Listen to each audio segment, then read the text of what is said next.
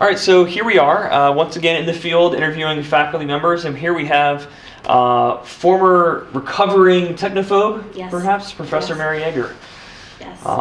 talking about how you flipped your classroom. And so the first question that we have for Mary is, why do you flip your classroom? So I like the option of doing flipped classroom activities because it gives my students the opportunity to do work outside of the classroom and then come to class prepared.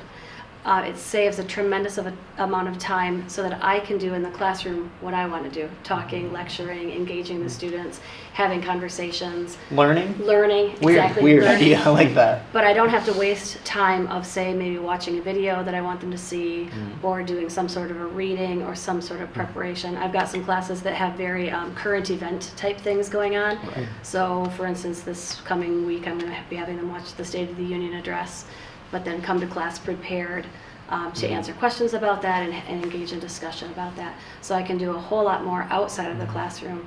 And I don't feel as bad about doing some of the additional homework because it's kind of fun homework. It's engaging homework as opposed to reading 100 pages. Stuff you'd hope they'd do if they were out there Yes. looking for it themselves anyways. You're kind Exactly. of building that product in them, modeling for them. Yep. Yeah.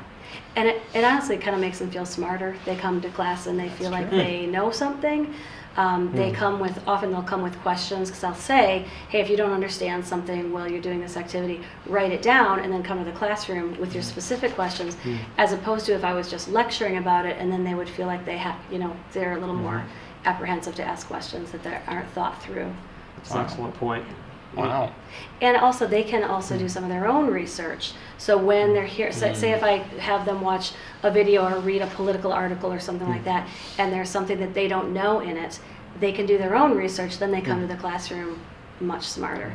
And I'll always say to the students at the end, don't you feel so much smarter after doing that activity? And they always laugh and say, of course, yeah. So that's fun. So you really maximized your time by introducing some of those new concepts before they come to class. Exactly. Where you can relate, Yep. So can you give us maybe just another example of how you specifically flipped your class? So you mean like as an example of an assignment that I've done? Sure, yeah, that'd be great.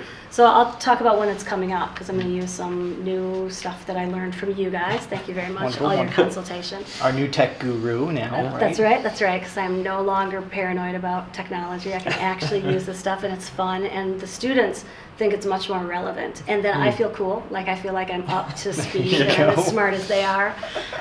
Everybody wins. Exactly. So, all right, so I've got an assignment coming up where we teach in the social work program about some of the different social welfare programs, food stamps, supplemental nutritional assistance program, SNAP. And the students learn that the average meal on food stamps, the allotment that the government provides is about $1.50 a day. So they have they take their own $1.50, and I give them a map of an area in the city where it's more difficult to buy, say, healthy foods. And they have to go look for and purchase a meal for $1.50 that is healthy, and they have to figure out the nutritional value and can they afford it. They can go with a team, and they can each take their $1.50 and kind of combine it. So maybe they have 3 students together and they have closer to $5 to spend, and what can they do for this meal. So I'm going to have them, in the past I used to have them take pictures of what they bought and the receipt and the nutritional information and what they made with it. But now this time, because thanks to eCampus and some of their the sources on there, they're going to videotape it. They're going to videotape their experience. So it's a little bit more fun, and then they're going to post it in a media album so the other classmates can go on and look and see what were other people's experiences. But the other thing is they're going to be filming like the community that they're in. What is it? Is it a safe neighborhood and not unsafe neighborhood? Right. They're going to be looking for elements of social service provision there, so maybe signs that say they take the food stamp card or WIC, Women, Infant, Children program. So it just gets them more engaged, and whenever there's media involved, they think it's fun. And so I've done an activity like this in the past without the video component, just with photographs. They love it. They're sending me the pictures on Facebook. They think it's fun. So I have heard later that these are the types of activities that the students remember 5 years later, as opposed to reading about it or watching a video about it. They're actually interacting. This one assignment, I also link a video, and the video is about food stamp program, and it directs them to a site where they can watch a video before they go out and do this activity. So it's a really multi-layered activity that it just helps so much to have it all really nicely in one place with all the attachments, the links to the videos, what I'm asking them to, look at in the community, the map of the community that they go to. So it works out great. I would not be able to do that nearly as well if I didn't have the management system that eCampus is. And what's your other option? You do like a role play in the Yeah, classroom. right. That might be helpful, but then Yeah. you're dealing with Monopoly money, and you might be recreating that space in your room, but it's not real. It's not real. And this is kind of that idea of a situated learning experience. You're putting them in that real experience. You're situating them somewhere, giving them an authentic opportunity to live out what you want them to learn. right. So I mean, that's just a fantastic example. Yeah, and they love it, they have fun with it, and then when they come back, we get to talk about the ramifications of that, what it's like for the clients, how could we improve this policy, or what needs to be changed. So then you have that critical thinking stuff that happens in the classroom after they've already had the experience that feels now real to them. So something like that has been really super helpful.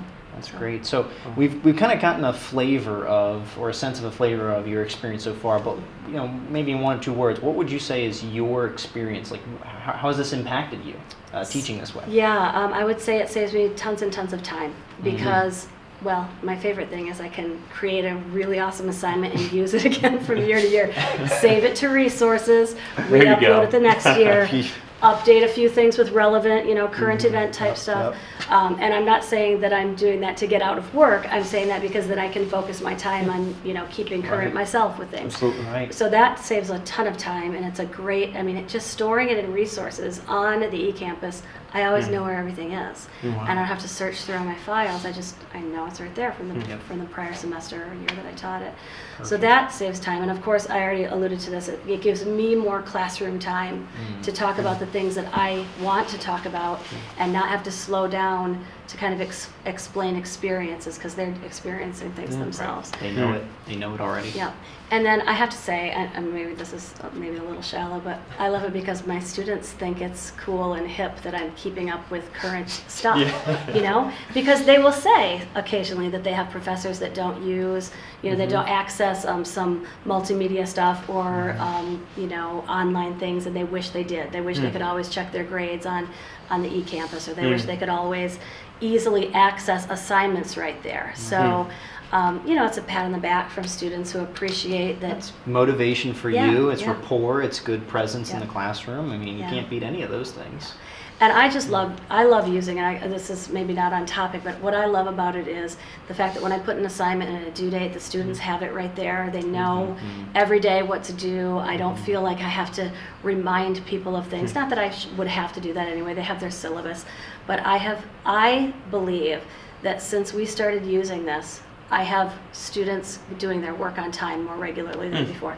They never say, I forgot, or I didn't know it was coming up, because it's always right in that feed. Right. So that's been a great time saver, just that I don't have to track things down for people.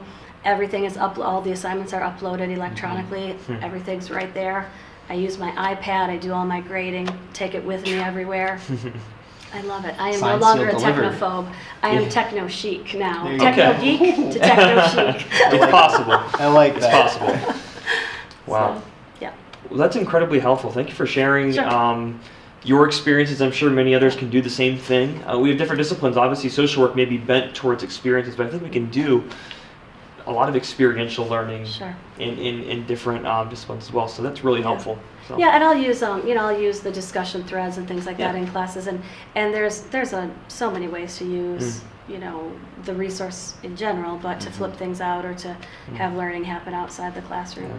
And I got to say, the students do love it, and it feels natural to them because they're technology generation people.